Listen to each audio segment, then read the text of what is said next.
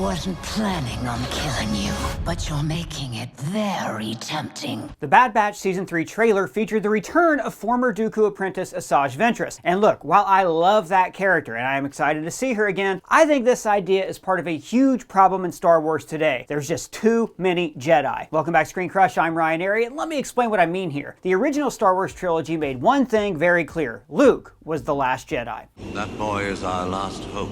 The last of the Jedi will you be? Luke was supposed to be the first new Jedi in a generation, the only hope for a struggling rebellion against the omnipotent galactic empire. But the explosion of new Star Wars stories over the past few years has introduced so many living Jedi that, well, Luke's story has become minimized. In fact, all these new characters, and especially Ezra Bridger, completely overshadow the story of Luke Skywalker. And that is just one of the reasons why he is my least favorite Star Wars character. What? But Ezra's awesome. I guess for some people, sure. Now look, after I talk to Colton, Ogburn, and Heather Antos to get their thoughts, I'm going to explain why Ezra is the worst thing to happen to Star Wars since Greedo's shooting first. But first, let's dive into what's really going on here. First of all, Star Wars doesn't need Jedi. This is a galaxy filled with space pirates and smugglers and cowboys and aliens and an evil military. Jedi are a small but insignificant part of that story. Andor proves that you can tell a compelling story in this universe without a lightsaber being present. So why does every story that takes place between the main two trilogies have to suddenly feature Force-sensitive lightsaber-wielding characters at a time when their kind was supposedly going extinct? Let me explain what I mean here. Like during the Clone Wars series, the Jedi were prolific, lots of shiny lightsaber fights. Whee! But the tragedy of the Clone Wars and the prequels is that we knew the whole time that all of these heroes were going to die, or at least, give up being Jedi, because Yoda told us that Luke was the last Jedi. But remember, the Jedi were not the only Force-sensitive people in the galaxy. In the High Republic novels, we learn about other Force religions, and there's also the Night Sisters of Dathomir. And Palpatine also wiped out all the other Force users. He decimated the planet of Jeddah, which was like a hub of Force-sensitive activity. So, by the time Luke enters the pictures, Now the Jedi are all but extinct. So, in a way, it's the sacred duty of any Force user to die before Luke Skywalker accepts the call to adventure. Hey, guess what, fellas? I'm gonna ask Kate to marry me. Hey, that's great, man. Congrats. Catalog, congrats. So, like, what kind of ring did you get her? Ring? Like what? Like Lord of the Rings? No, dude, like an engagement ring. You gotta get her an engagement ring. Yeah, but oh no, I don't know anything about rings. Yeah, I mean, you're right. Buying jewelry is kind of confusing and frankly frustrating and overwhelming. And that is why JamesAllen.com works so well and why we partner with them for this video. JamesAllen.com? JamesAllen.com. They make it easy to custom design jewelry and engagement rings and at up to half the price of a traditional retailer. You can choose from more than 200,000 certified conflict-free diamonds, pick your ring setting, your metal, and your gemstone. But what I really like is this virtual experience of buying jewelry. You can see a 360-degree view and what the diamond actually looks like up close while you chat with a real-time diamond consultant who can educate you about the stone and walk you through this process. The magnification on the site is better than what you would see in person with a magnifying glass. You can pick from hundreds of ring settings in platinum or white or rose and yellow gold. And if you're looking for ways to pop the question this upcoming Valentine's Day, they can even give you romantic ideas. Everything from JamesAllen.com comes with a lifetime warranty, free resizing and engraving, and hassle-free 30-day returns. So customize your engagement ring or other jewelry piece today with JamesAllen.com and get 25% off by clicking the link in the description. JamesAllen.com makes shopping for customized jewelry simple, educational, and even fun. Hey, thanks for the advice. I'm gonna use JamesAllen.com. Hey, how does he even wear rings? Has he got hands or little fingers or something? I have no idea. Now back to what I was saying. And I want to point something out. We've actually seen too many Jedi tank Star Wars before. About 20 years ago, LucasArts created a game called Star Wars Galaxies. It was supposed to be an open-world Star Wars game like World of Warcraft, and it took place between the two trilogies. You could be lots of different classes of character, go on bounty hunter missions, but becoming a Jedi was exceptionally difficult within the game. The idea was that the devs wanted it to be a huge deal when a Jedi walked into a room. Well, it turns out that gamers don't shirk from a challenge, and the game ended up being a bunch of invincible Force users running around throwing off the combat balance. I mean, look, the game failed for too many reasons other than that, but still, a proliferation of Jedi did not help Star Wars. Now, Asajj Ventress is a great character with an incredible arc throughout Clone Wars and the novel Dark Disciple, and they originally planned for her to have a final arc in the Clone Wars series, but when Disney bought Lucasfilm, they scrapped that planned Clone Wars season to start up Rebels instead. So, Ventress' story was turned to the novel Dark Disciple. In that novel, she and Quinlan Vos, a Jedi, fall in love and she dies, and that novel is supposed to be canon, like it's supposed to be a story that counts toward all the other stories. Now, there is also also a non-canon story where Ventress dies and actually enters a Force healing trance, and maybe that's what she did in this show, whatever. The point is, the original plan was for her to die before the Empire came to power. Like, originally, under George Lucas, all the Jedi died. Yo! Yo, holy shit, he's dead!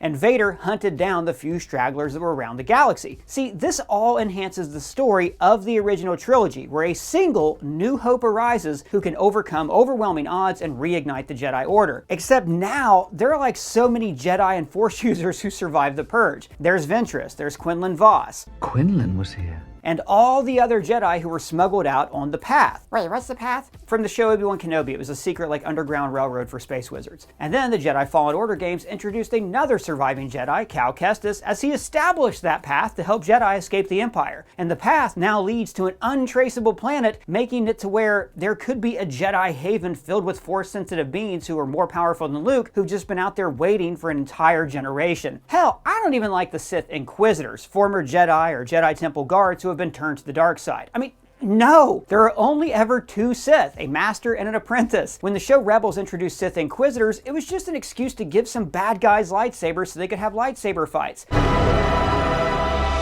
They fly now? They fly now! I refuse to accept that. In George Lucas's original canon, the Emperor would never allow anybody else to learn the dark side because they could eventually team up and be a threat to him. And you know, probably my biggest gripe with all of this is Ahsoka Tano. Look, I love Ahsoka Tano, best character in the Clone Wars. But from the moment she was introduced, you knew her story was going to be tragic. She was going to die because Luke is the last Jedi. And then the Clone Wars kept putting her in all these positions where she should be dead. She should have died in the Purge. She should have been hunted down by Vader. She should have been killed by Vader. Now, I think it's neat that I guess she co-founded the rebellion, but this also means that there was a powerful Force-wielding Jedi in the rebellion for years. Well, technically she quit the Jedi and then she... Same thing. It's the same thing. Ahsoka almost died, and then Ezra saved her in Rebels with time travel. Don't get me started on that. And then, instead of having her return, like after the Empire was defeated, she actually returned to the moment she disappeared way before the events of A New Hope. Wow, really? So she just sat out the war against the Empire and didn't help train Luke? Apparently, and that's my point. This story is losing all the real stakes if death means nothing, and if they just keep introducing new Jedi between the trilogies who undercut Luke's story. And the biggest offender here is Ezra Bridger from Star Wars Rebels, the worst character in the Disney era. I'll explain why, but first, Heather Antos, you were an editor at Marvel Comics, and you helped shape all these stories that talk about Luke Skywalker's early days. So when we see Ezra, very early on, he becomes a capable fighter, and he's great at using the Force. As opposed to that, how did you guys try to show Luke's struggles as a young wannabe Jedi? It was all about taking into context where Luke was when we started telling stories with him versus where he ends up the next time we see him on screen, right? There was a really nice framework that George Lucas gave us, with the couple years gaps in between A New Hope and Empire Strikes Back. In A New Hope, he's really only just kind of like understanding the use of the Force, right? He really hones in on it when he blows up the Death Star and he does the nice Death Star run.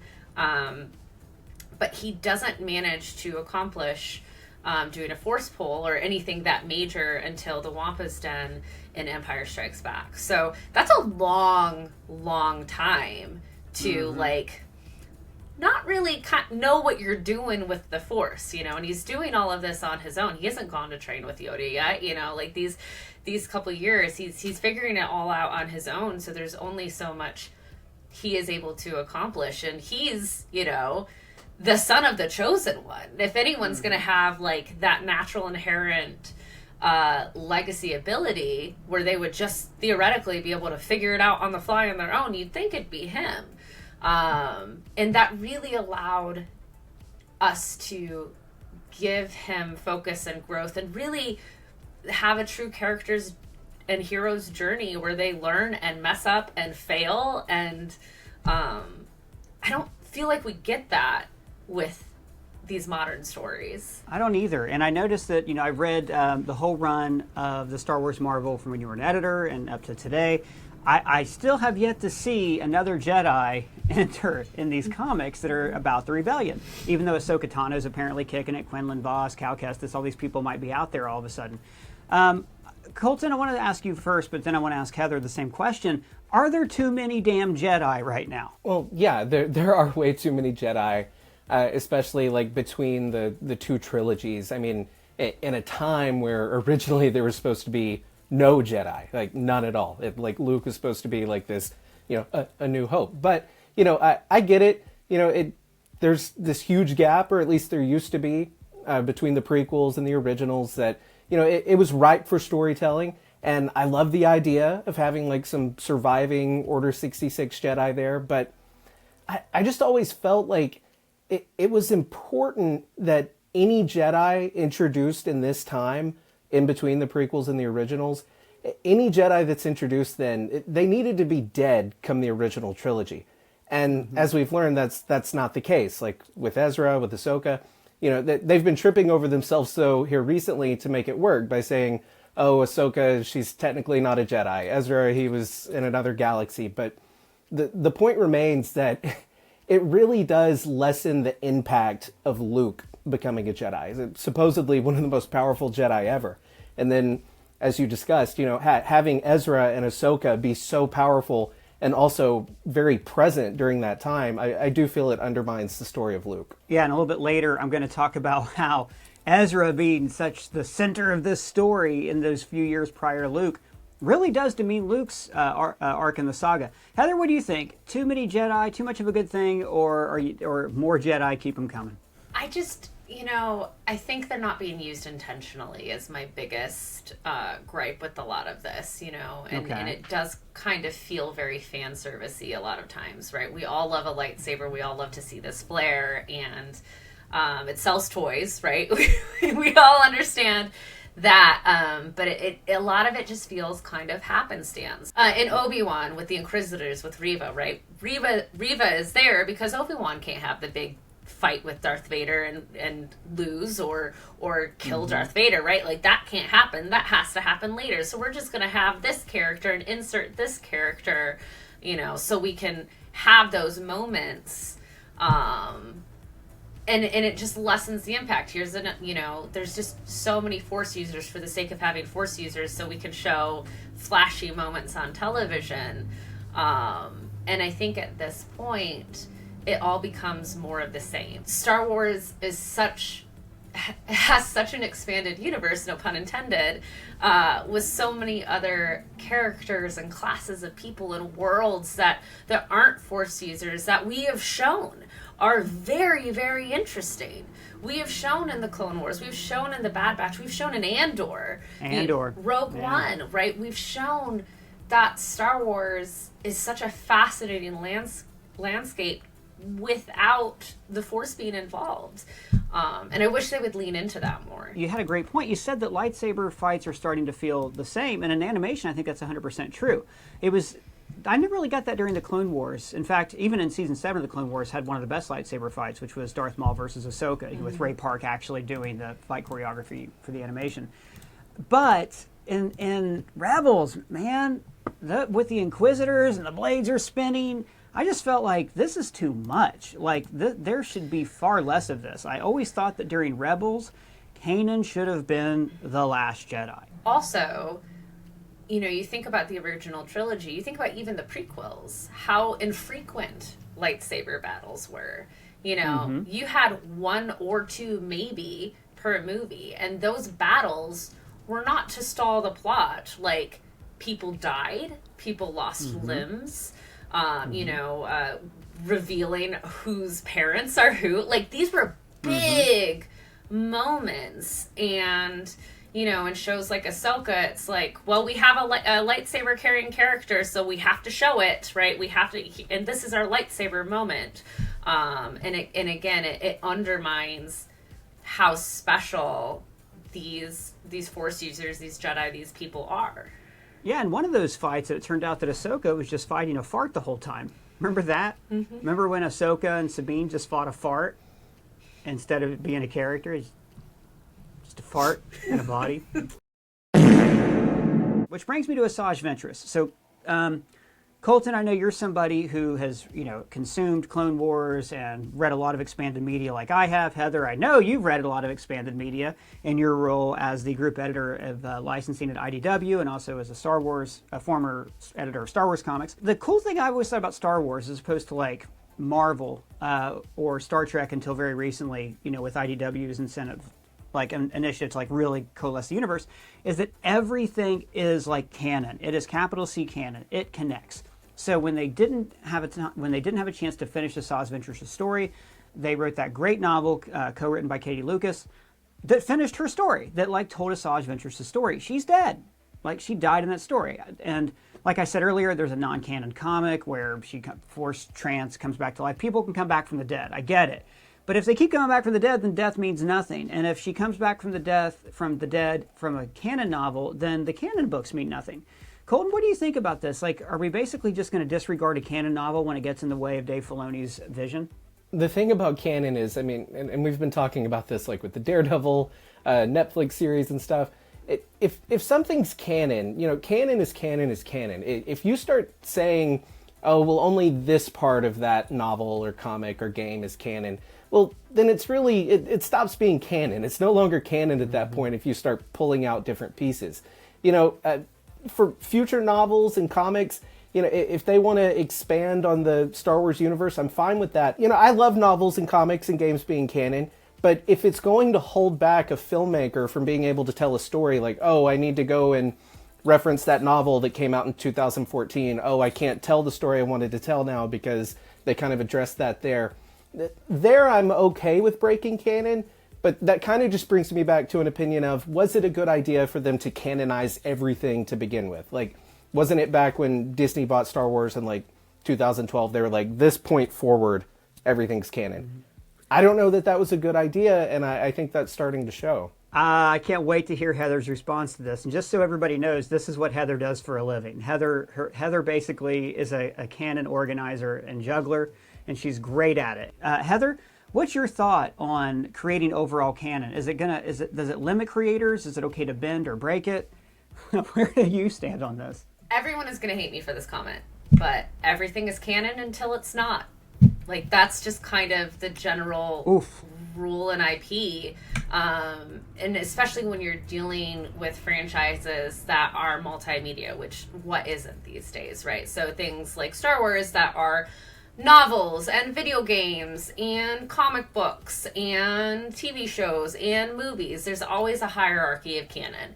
And it's like Colton said, no one's going to go to Dave Filoni and be like, hey, Dave, it's a cute story you're doing with Kanan here and Ezra and everyone and Ahsoka. But there was this comic book that came out in 2015 where this one panel, no one is going to do that. Like, that's not how that works, Which just so everybody knows, did happen. Kanan's origins were revealed in a comic book, and then the Bad Batch first episode did frankly a better version of than the Kanan one that we saw. I liked what they did in the Bad Batch. And hey, from a certain point of view, right? Everything is true.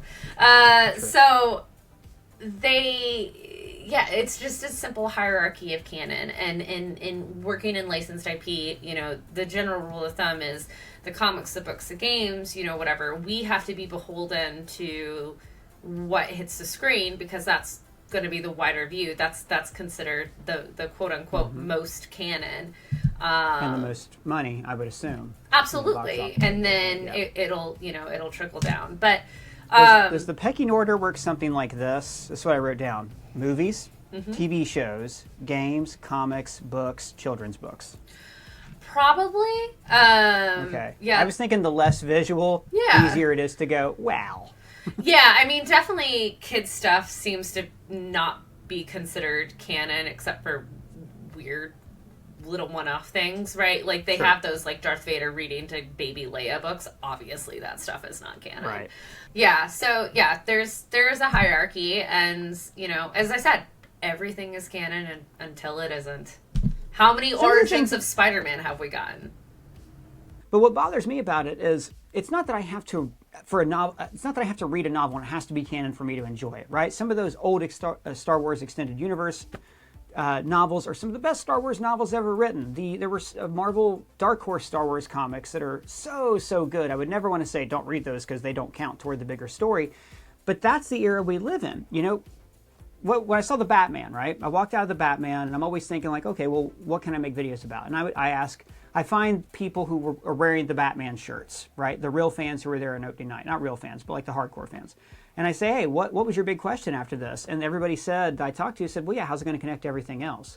We're at this point just conditioned to a good story is good, but a lot of people can make good stories, but a good story that connects and helps me to understand this, that, and I can be, you know, Mr. Uber nerd, I think is what fans are really after. And I think when you start chipping away at that, it's a slippery slope, because eventually it's going to be like, well, maybe not, maybe this will count, maybe it won't. And I just think a big appealing part of this extended IP is, well, I want to know the whole story because I'm a completionist, or this is part of the whole story. Do you specifically, Heather, are you excited about the return of Asajj Ventress? I love her as a character. I don't personally think, you know, it makes the most narrative sense to have her in this. I am of the, well, I want to see live action Asajj Ventress. So, yes. You know, like, yes. That's what I want to see.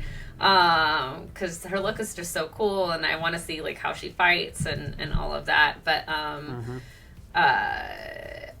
I don't know. I'm just not surprised by it. I'm not.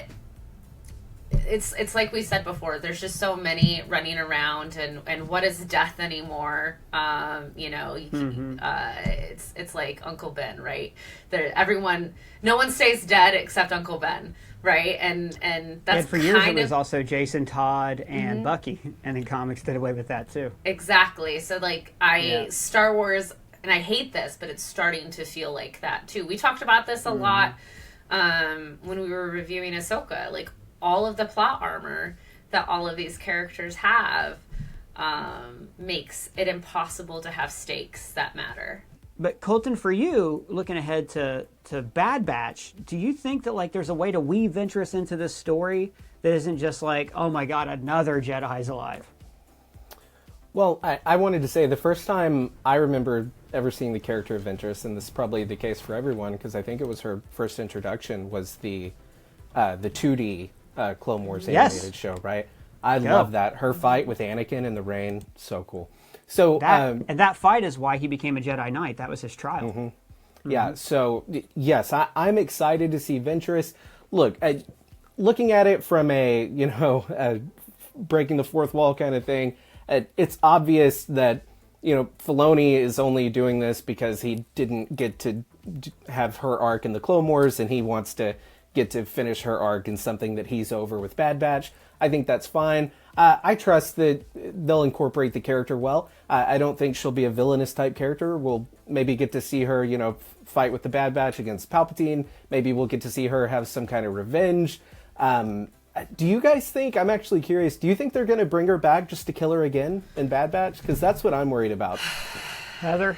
Because that's what I'm worried about too. I didn't even think about that, and now you put that thought into my head, and like now I don't know if I want to watch this season at all now. Yeah, and that's...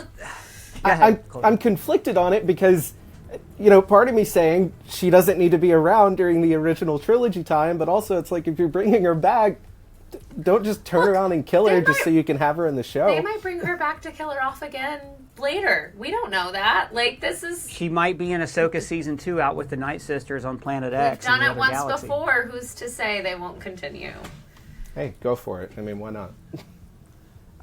Yeah, that's a great point, Colton. That you do hit a point where you're like, well, look, either the characters should have been around during the original trilogy, or they're going to die anyways.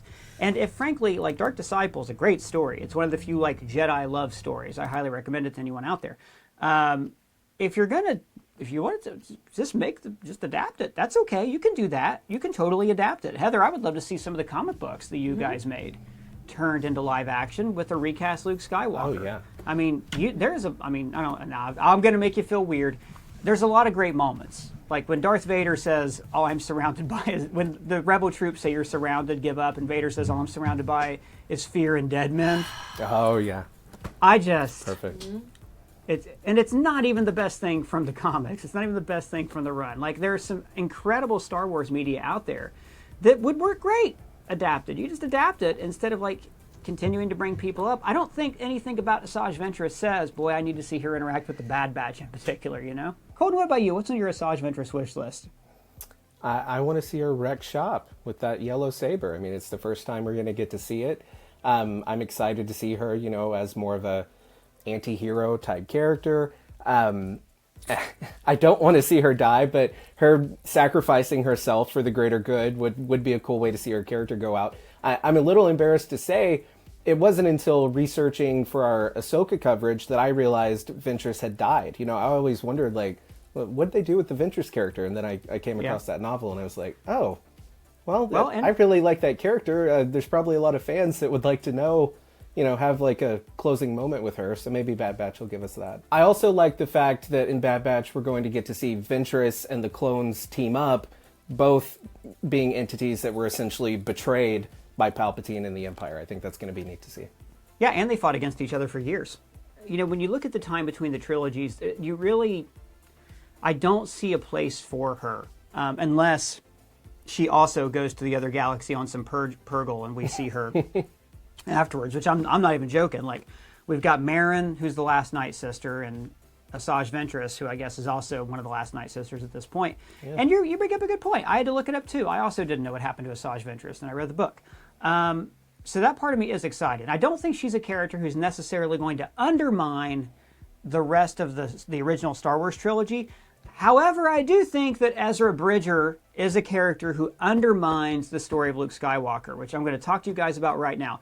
Heather Antos, thank you guys so much. Group editor of licensing at IDW. Colton Ogburn, you can find him here on the channel. He writes, he hosts, he does it all. Thank you guys very much. So on this channel, I hate on Ezra a lot because his entire story is redundant and it undermines the movies that I love. I mean, think about it. He's a Force-sensitive orphan taken in by a former Jedi who joins a rebel cell. There's nothing original there. That is Luke Skywalker's story. Except Luke was of noble birth and Ezra is not. And that implies that Luke was only able to beat Vader because of his familial connections, and that Ezra was the actual young Jedi Knight hero to fight for the rebellion. I mean, after all, after a few years training, Ezra is a way more capable and skilled Jedi than Luke Skywalker was in Return of the Jedi. I mean, look, if you were to watch the saga completely in order, then Ezra's story becomes way more important than Luke's. He faced off against Darth Vader and lived. He helped the rebels find new bases. He took part in forming the rebellion from a collection of cells into an organized military. He saved Mon Mothma's life, and he took the Empire's greatest commander off the playing board and put him in a new galaxy. So when Luke shows up, instead of the Rebel Alliance saying, oh my god, a Jedi? Well, we haven't seen a Jedi in 20 years. Now they would be like, oh, you're a Jedi, like Ezra. Yeah, Ezra, he fought with us for a few years, and then a few weeks ago he disappeared with some space whales. Do you know Ezra? What's he like? Ezra's so cool. But instead, everybody acts like Luke is the first Jedi they've seen in a generation. And look,